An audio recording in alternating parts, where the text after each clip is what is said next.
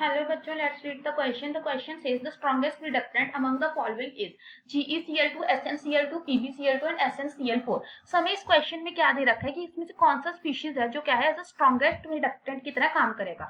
तो सबसे पहले हम देख लेते हैं इस क्वेश्चन को करने के लिए हमें किस की कंसेप्ट की रिक्वायरमेंट है.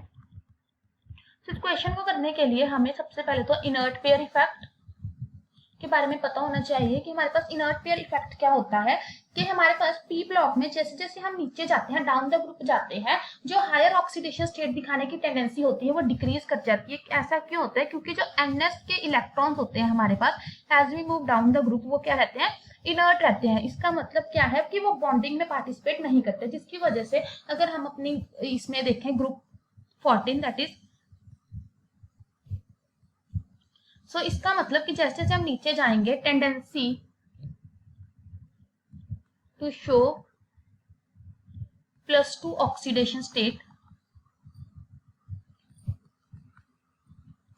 इंक्रीजेस.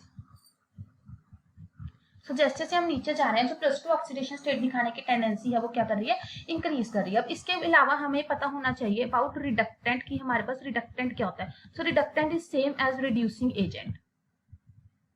सो रिड्यूसिंग एजेंट क्या है? एक ऐसा सब्सटेंस जिसकी खुद की क्या हो रही है, ऑक्सीडेशन हो रही है. सो अब हमारे पास जो ऑप्शंस गिवन है उसमें क्या है, GeCl2, SnCl2, PbCl2 and SnCl4. अब इन गिवन कंपाउंड्स में अगर हम देखें यहाँ पे जर्मेनियम की ऑक्सीडेशन स्टेट +2 है, यहाँ पे +2 है एंड +4 है. तो हमें देखना है कि इनमें से सबसे अच्छा रिड्यूसिंग एजेंट कौन सा.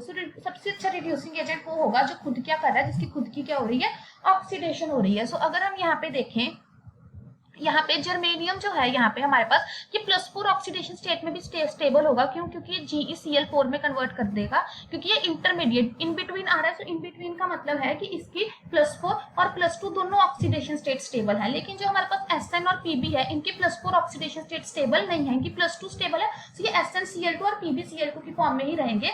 इसका मतलब ये क्या है, एज ए रिड्यूसिंग एजेंट काम नहीं करेंगे. अब जो SnCl4 है ये तो ऑलरेडी SnCl4 की प्रेजेंस में, अगर हम इसको मान लो SnCl4 जो है ये हमारे पास किसमें कन्वर्ट हो जाएगा, SnCl2 में, क्योंकि इसकी +2 ऑक्सीडेशन स्टेट ज्यादा स्टेबल है.